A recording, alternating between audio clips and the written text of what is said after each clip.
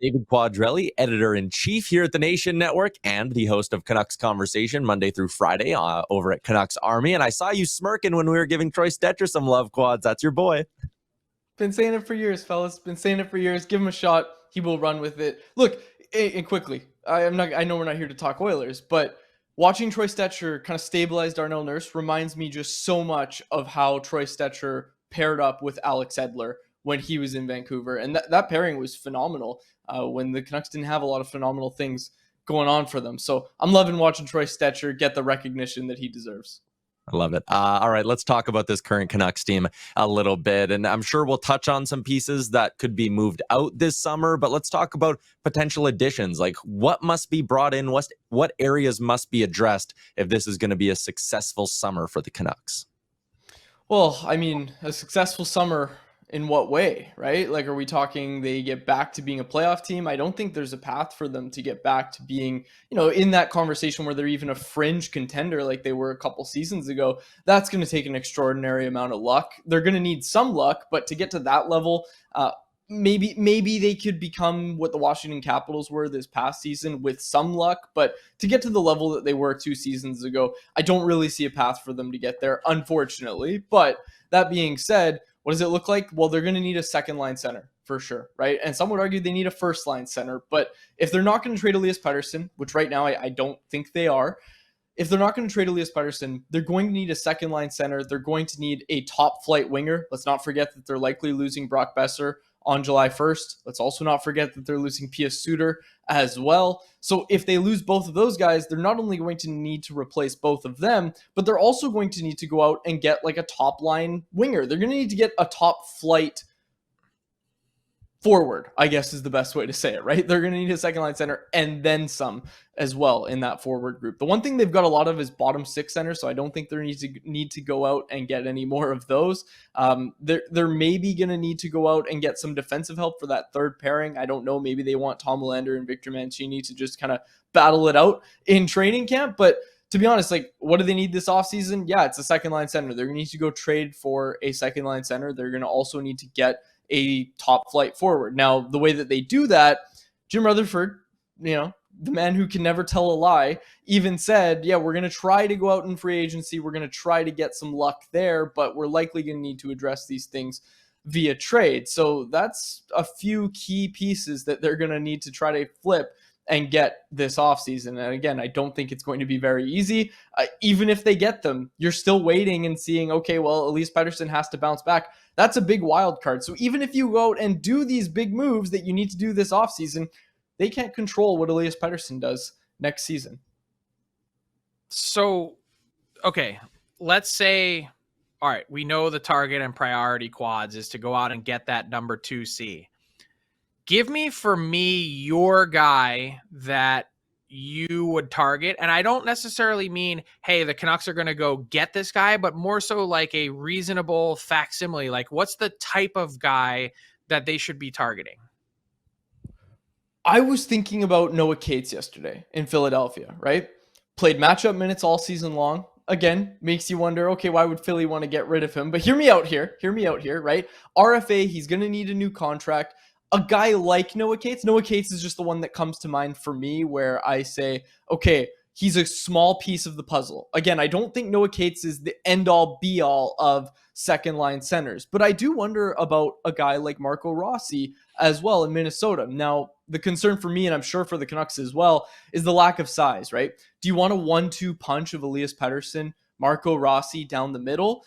That being said, I think that's part of the reason that he's kind of fallen out of favor a little bit in Minnesota, and maybe he could be a buy low candidate for this team. Again, they need a lot of things to go right for them, and they're going to need to take some swings. Maybe a Marco Rossi trade is one of those swings where they come in with the best offer, and again, there's teams that are scared of the size. The Canucks go out and get him, and he flourishes in Vancouver. They're going to need to take some swings. So again, I look up and down at who's available and who you could see. Again, I talk about that top flight forward. I think JJ Peterka is probably that guy for Vancouver that could be, someone that you compare with Elias Pettersson. He could really excel in Vancouver. Now, that being said, a perfect target, as you can tell, Frank, I don't really have one. I don't think there is a second line center that is perfect, because really I brought up Noah Cates as the first name. Let's revisit that for a sec. You put Noah Cates in the lineup. Is he playing higher than Philip Hedl?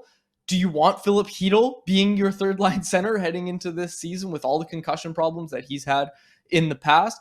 I more so bring up Noah Cates because he's a guy who we know can play matchup minutes, and for all the praise he gets for his defensive game, Elias Pettersson's never consistently been given those matchup minutes. There's been times when he has been given them and he excels and everybody celebrates, but like, if we know anything about Adam Foote, and what we know so far is that he's very similar to Rick Tocchet, I don't think Adam Foote is going to go away from what Bruce Boudreau did, go away from what Travis Green did, and go away from what his buddy Rick Tocchet did, and keep Elias Pettersson in not soft minutes, but away from the heavy matchup. Again, even after JT Miller was traded, this team was using Pius Suter in that role of being the matchup center. He did a great job, but it doesn't look like they're going to get Pius Suter back, so they're going to need to go out and get someone else to do that. Noah Cates is a guy for me that really fills that void.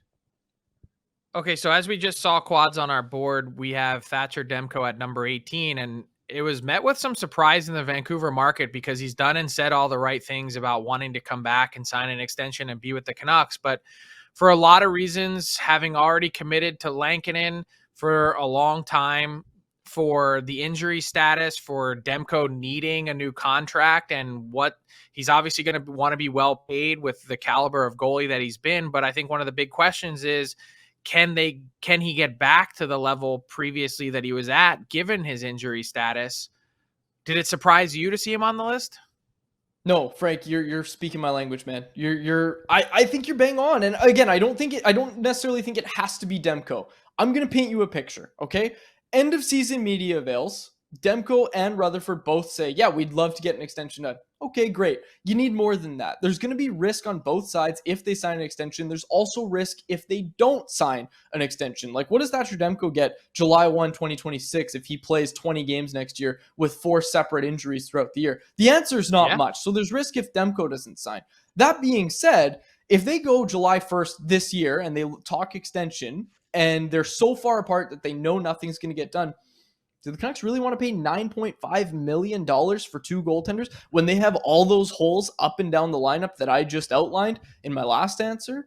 I don't think they do. I really think, and I said it was a gut feeling last week, but now I'm starting to ramp it up a little bit and say, I really do think this team is going to trade a goaltender. Now, they have all these needs that they need to address.